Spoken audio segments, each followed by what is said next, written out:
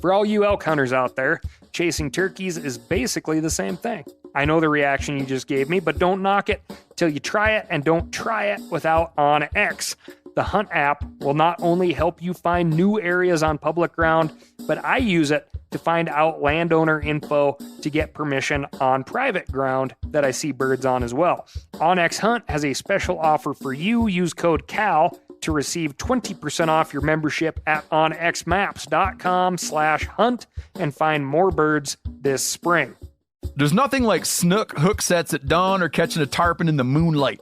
Find your next fishing trip made easy on fishingbooker.com and experience the magic of the Sunshine State or any other destination on your fishing bucket list. Book a blue water adventure in search of sailfish or go snapper fishing with the kids.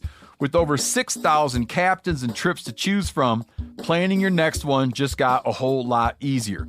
Download the Fishing Booker app on the Google Play or App Store, or visit them online at fishingbooker.com to book your trip today.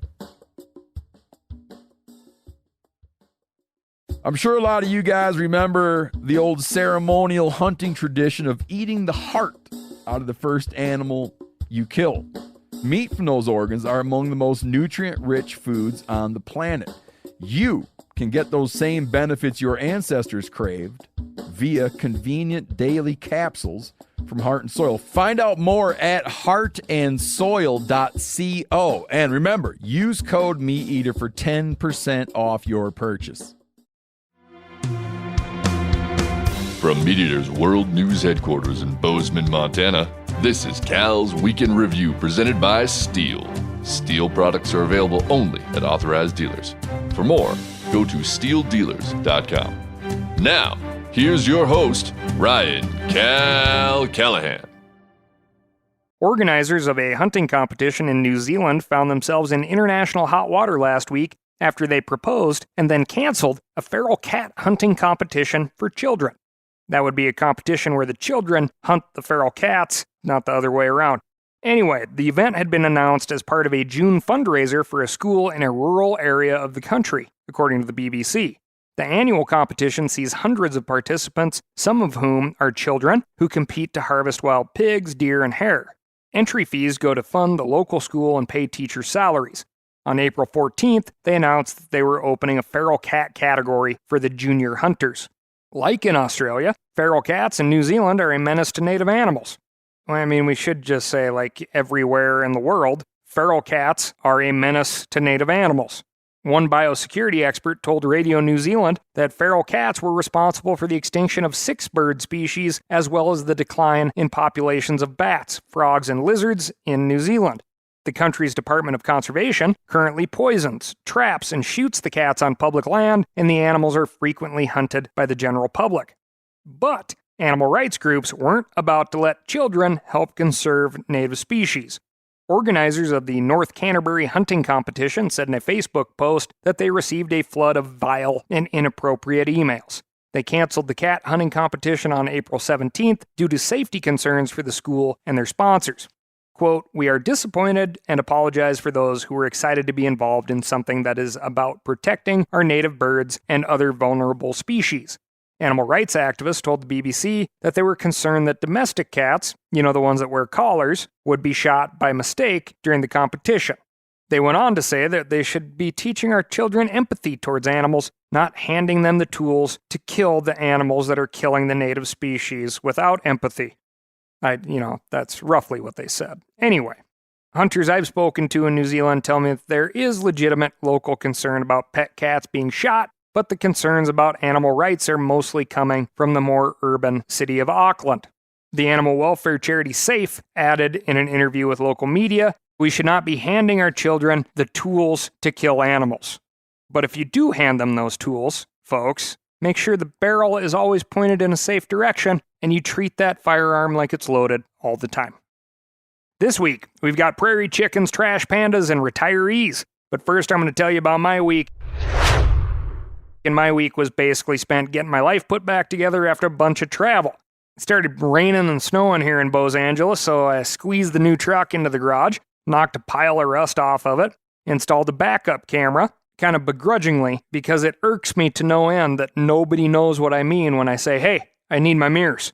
Which, backing up a truck with your side view mirrors is a time-honored skill, a test of outdoor competency, and it kills me that technology has taken that over. However, I am looking forward to backing up to the ball of the camper or the boat hitch in just one attempt. Also installed a new stereo, which is just another little computer screen, basically just mounting an iPhone on your dash these days. Weighs about 98% less than the 2005 version the rig came with, which, I'm excited to see that those weight savings will be reflected in my fuel economy. I'm something of a scientist myself. While doing all of this, I of course discovered several other projects that needed doing, managed to get those mostly done, and I even made it out to pattern some turkey shotguns and managed to screw up one turkey opportunity. Old Tom came in a little hot, caught me in the act of tree selection, and that was that. Big weekend, also cooked up a bunch of that giant trevally or alua, fried it in beef fat and ate that for 3 days straight. No nervous reactions yet, which is great because that fish is delicious. Quick note on patterning shotguns, big pieces of cardboard, big backdrops are what you need. Okay, the whole idea is to read the entirety of your pellet count, see what it's up to. Whatever you do, please do not buy those awful peel and stick targets. They're literally just trash. You're purchasing trash. Recycle what you can. Use a cardboard box that something else came in. You'll get the same results from your shooting, you'll save a few bucks, and the end result is a patterned shotgun. And you won't be buying trash to just leave trash around. Huh? Am I getting to you? Anyway, little meat eater housekeeping. As you are all aware, the meat eater machine does not stop. We have amazing new podcasts and content coming your way, as well as the hottest new clothing release of the year in the Break the Weather series from First Light. Think highly durable, windproof, and water resistant. If you aren't into buying, well, we've launched our newest giveaway. A kick-ass chance to win $3,000 in awesome hunting gear from all of our brands, along with a personalized outfitting session with our very own Giannis Patelis. Giannis will help you pick exactly what gear you need for your hunting preferences and plans this year. The giveaway runs from now through May 21, so head on over to themeateater.com/giveaway to enter. Winner will be randomly picked and contacted on May 22nd. As for the upcoming content, Brent Reeves is releasing This Country Life, which can be found at the Bear Grease podcast. You may recognize Brent Reeves from several Bear Grease Render episodes. Well, This Country Life really showcases the soothing baritone and bass notes of Brent's voice. He really puts you right in the story. It's lovely stuff. Listen to it a little bit while I was wrenching. On top of that, Casey and Tyler, The Element. These guys hunt lots of public land in states like Texas that don't have a lot of public land. They are launching the Buck Truck every Tuesday starting May 2nd through June 13 on the Meat Eater YouTube channel and Meat Eater website. And, if you have been a long-time listener, we are finally releasing our Rounding Up Feral Cattle episode down in New Mexico, right there on the YouTube channel too. Check that out. Let me know what you think about rounding up wily and wild bovids out there in the New Mex territory. All right, strap in, moving on. We got a lot to cover. 3 state attorneys general are suing the U.S. Fish and Wildlife Service for their decision to list the lesser prairie chicken as threatened and endangered under the Endangered Species Act. We covered the Wildlife Service's decision back in episode 190. The lesser prairie chicken population has been struggling for decades, and the Wildlife Service announced back in November that it had decided to break this population into 2 distinct segments. The northern segment, which lives in Kansas, Oklahoma, and the northeast Texas Panhandle, has been listed as threatened. The southern segment, which lives in eastern New Mexico and the southwest Texas Panhandle, has been listed as endangered. As you might expect, the attorneys general in Texas, Oklahoma, and Kansas aren't happy. They argue that the Wildlife Service relied on faulty science to reach their conclusions and failed to consider voluntary conservation programs already in place. They claim that the rule violates 3 separate federal statutes, including the Endangered Species Act, because it fails to consider all relevant factors. They also argue that this rule will place an undue burden on their residents. According to Kansas AG Chris Kobach, this listing will make drilling new oil wells in western Kansas almost impossible. It will force ranchers to get approval from federally designated agencies to graze cattle on their own property. It will have devastating impacts on Kansas ranchers, Kansas oil producers, and even Kansas wind farms. In addressing these concerns, the Wildlife Service noted that farmers can continue their routine agricultural activities on existing cultivated lands. The rule includes an exception for grazers who are following a prescribed grazing plan developed by a qualified party. And the service noted that only about 18% of the analysis area in these states is considered suitable chicken habitat. So they believe developers will be able to avoid those areas by taking the chickens into account early in their planning process as part of their project sitting decisions. Slightly smaller than the aptly named greater prairie chicken, the lesser prairie chicken is a type of grouse that lives in arid shortgrass regions of the southern Great Plains. The National Audubon Society estimates that there were as many as 2 million birds in the U.S. prior to European settlement. That population has dwindled to about 32,000 individuals across the 5-state region where the birds can be found today. They've also lost 90% of their original habitat, as grassland ecosystems are in fact the most threatened ecosystems we have on the planet right now. Neither side of this debate argues that we shouldn't be concerned about the lesser prairie chicken. The question is, are the current voluntary conservation efforts enough, or should the federal government step in and impose additional land use restrictions? As with so many conservation issues, that question will ultimately be decided by the courts. You may not be able to lobby the judge who will decide this case, but the Attorney General's offices in Texas, Oklahoma, and Kansas are all elected by popular vote. Just some food for thought for you. If, you care strongly about this lawsuit, one way or the other, those are the folks that you got to contact. It just makes me think, if only we would have known about the declining populations of lesser prairie chickens and the state of our grassland habitats, surely we would have done something. 2 million to 32,000. That's the type of math that does scream endangered, so yeesh. Moving on to the bear desk.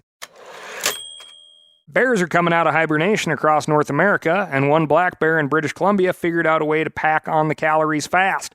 Sharon Rossell told the Canadian Broadcasting Company that she woke up around 3 a.m. last Thursday to find a bear rummaging through her Jeep.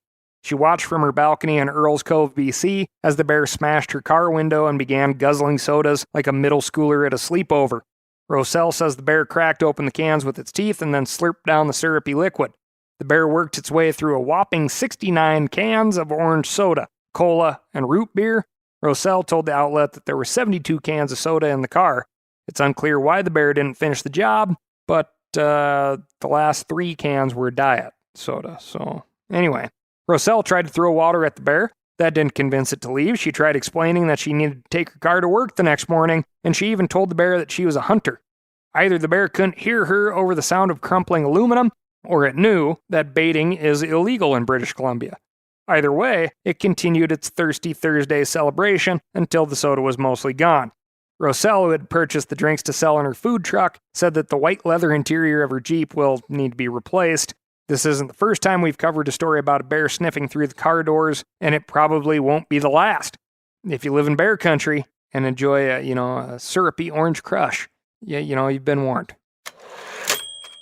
For all you elk hunters out there, chasing turkeys is basically the same thing. I know the reaction you just gave me, but don't knock it till you try it, and don't try it without OnX.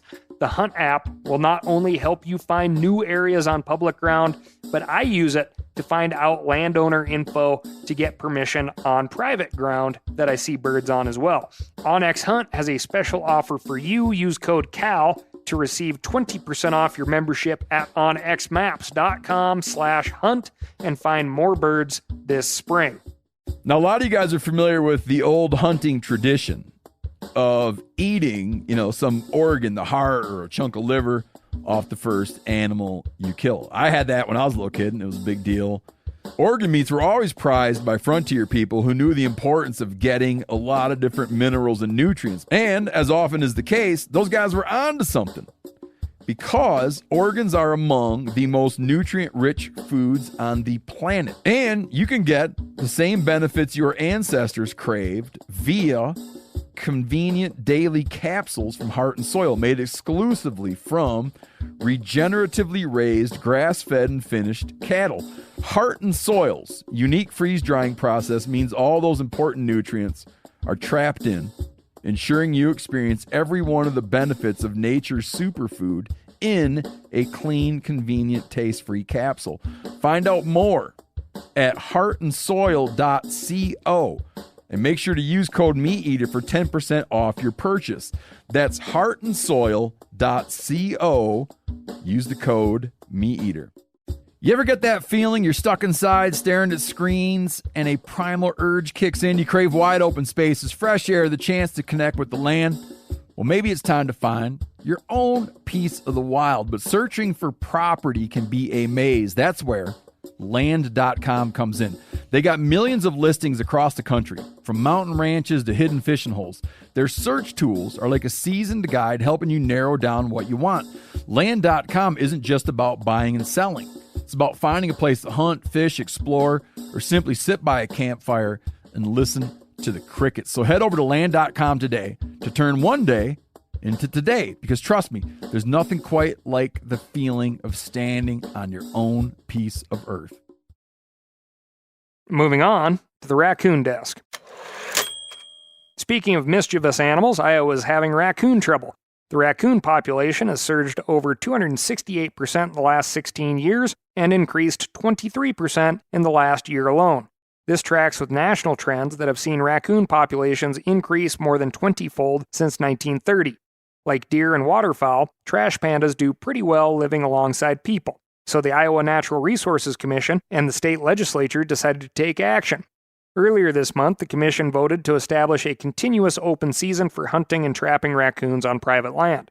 Then, last week, the state legislature passed a bill that would allow rural residents to kill nuisance raccoons, opossums, and skunks without being a state-licensed trapper. If you live in Iowa and aren't within city limits, you can do what you need to do at any time of the year to deal with one of these animals if they're causing problems. The bill passed both chambers by comfortable margins, but one Democratic state senator made headlines after he explained his very personal reason for voting in favor of the bill. Senator Bill Dotzler has a bus he uses once a year to haul riders to a cycling event. This year, he found the bus had been occupied by an unwelcome visitor. I have a driver's window where it's a little slide-over thing, and there's a latch on it. Well, I didn't have it completely latched, I guess, but it was shut. And a raccoon crawled up on the hood of my bus, hung off the mirror, and got his paws, their regular hands, slid open the window and got in there and had a feast inside my bus. But the worst part about it, the worst part of the aggravation, is I had a ragbri hat from Glenwood, and that raccoon defecated in my hat. Raccoons do indeed have, quote, regular hands, but they aren't exactly like ours. Instead of 4 fingers and a thumb, raccoons have 5 little fingers, which they use for everything from unlatching bus windows to washing their food. In fact, their Latin name, Procyon lotor, translates literally to before dog washer. This designation comes from a common raccoon behavior in which they pick up food items from the water's edge and rub them between their paws. They may not be washing their food, but it sure does look like it. Unfortunately for Senator Dotzler, their personal hygiene doesn't extend to indoor plumbing. Moving on to the legislative desk. State legislatures are winding down across the country, but there are still many bills that are heating up.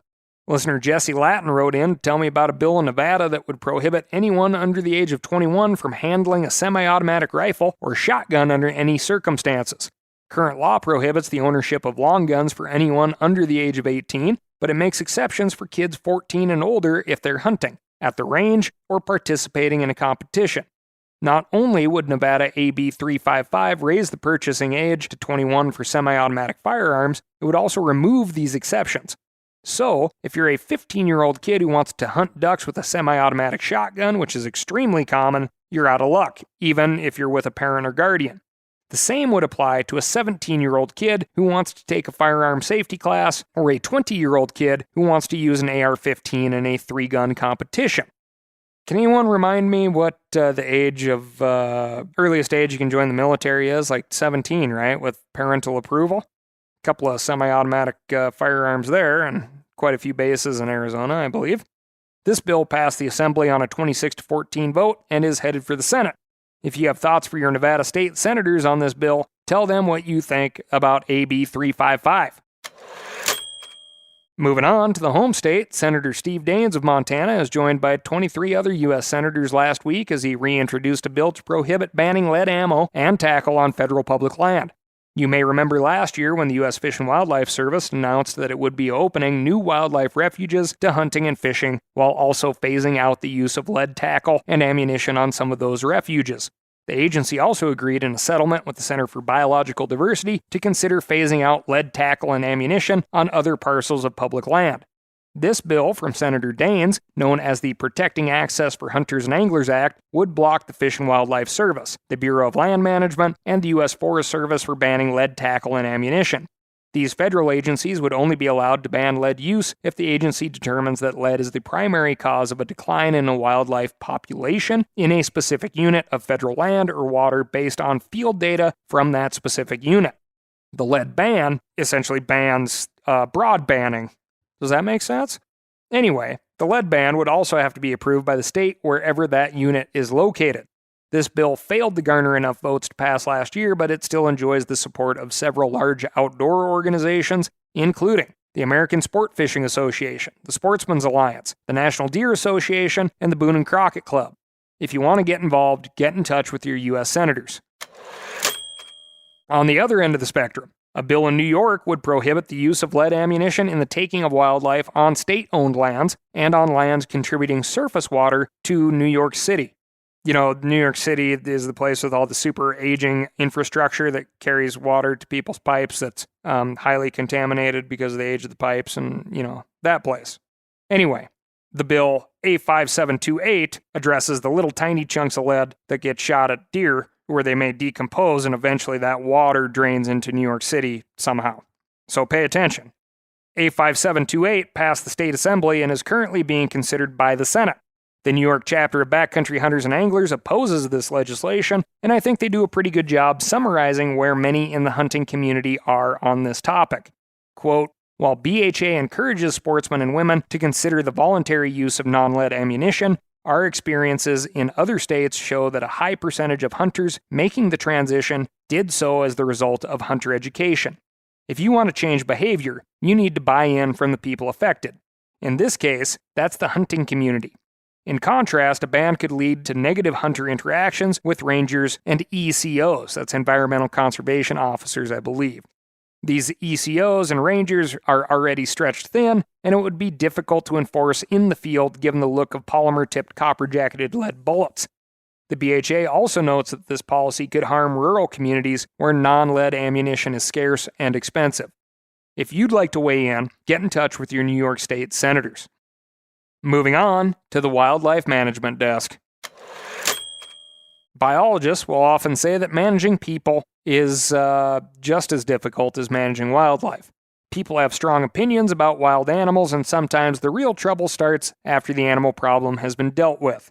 That's what town officials in Palmetto Bay, Florida, discovered after they decided to remove a flock of invasive ducks from a local park. The Miami Herald reports that an elementary school official complained about, quote, rogue ducks on their campus. He said that one of these Muscovy ducks had even chased a toddler who hit her head on a picnic table while running away. Town officials hired a trapper within days of receiving that message, and it didn't take long for a resident to notice a decrease in the duck population. Some residents filed public records requests to figure out where the ducks were going, and they discovered that about 20 ducks had been removed by Miami Wildlife Removal Company. One batch of records included an image of dead ducks lined up on the lawn. As you've probably guessed by now, town residents were incensed. When I opened up those pictures, I was sick for a second, Mark Merwitzer told the Herald. That was nasty, terrible. That did not look humane.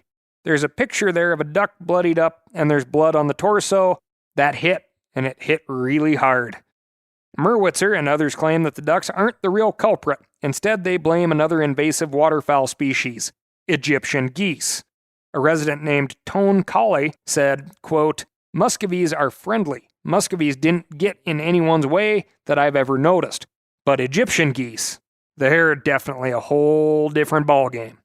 A whole different ballgame is right. It's like a Sharks versus the Jets situation out here in Palmetto, Florida. The more you read about this story, the more you realize that this isn't really about the ducks. One of the most vocal opponents of duck trapping is a man named David Singer. Singer used to be on the town council, but he was ousted by Steve Cody, who's been supporting the duck removal effort. Singer subsequently sued Cody for $1 million and accused Cody of attempted extortion. Then earlier this month, Singer posted an image of Hitler on Facebook and accused the town's mayor of looking for a, quote, final solution to the duck problem. Cody sent the image to Singer's employer, and Singer was promptly fired from his job where he'd worked since 1998. The drama does not stop there. About 24 residents held a candlelight vigil for the slain ducks where they chanted, "Save our ducks," and held signs that say, "I was supposed to be protected," with an image of a bird below. You can find video of this vigil online, where you won't be surprised to learn that most of the attendees are of retirement age. I don't want to look up the stats for Palmetto, Florida, but it's safe to say if people are doing this for one pond of invasive waterfowl, everything else in Palmetto, Florida must be absolutely fantastic. Muscovy ducks are native to South and Central America, but they were introduced in Florida in the mid-60s. The U.S. Fish and Wildlife Service has issued a control order for the species, which stipulates that landowners can kill them on their property without a permit. The ducks compete with native species for food, and they can also spread disease. Remember all those episodes that we talked about highly pathogenic avian influenza? Well, hey, could happen. A parks employee who declined to give his name said the ducks are most definitely aggressive, especially during mating season or when they've learned to rely on humans for food. Once again, looking at you, retirees. Town officials say that along with the trapping program, they're considering an ordinance that would prohibit people from feeding the ducks. Hard-hitting stuff there, Palmetto, Florida. Moving on to the mail desk. A few episodes back, we covered a Japanese vending machine that sells frozen packages of local bear meat. A listener named Chris wrote in to tell me that bear meat isn't the only unorthodox vending machine meat being sold in Japan. Chris is a U.S. sailor stationed about an hour away from these meat machines. He visited one recently, but instead of purchasing bear meat, he opted for whale meat. He bought a frozen filet mignon-shaped whale steak for about $23 and pan-cooked it medium rare using oil and sea salt.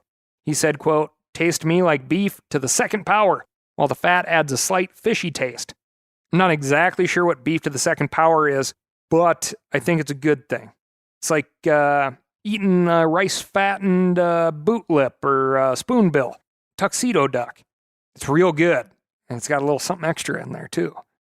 It's an understatement to say that whales and whale meat are controversial topics in Japan, but the country resumed commercial whaling off its shores in 2019. In 2022, whalers caught 270 animals, which is where most of the country's whale meat comes from. Whale meat is a traditional food in Japan, but consumption has fallen in recent decades. These vending machines are designed as a way to increase the demand. Vending machine on every corner. Soda pop, bear meat, whale meat, right at your fingertips.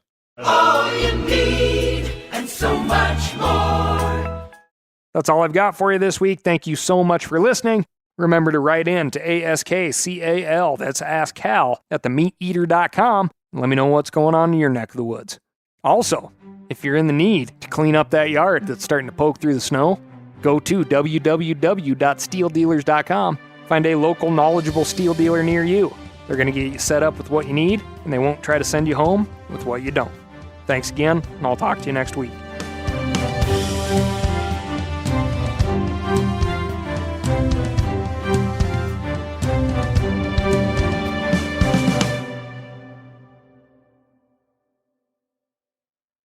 I'm sure a lot of you guys remember the old ceremonial hunting tradition of eating the heart out of the first animal you kill.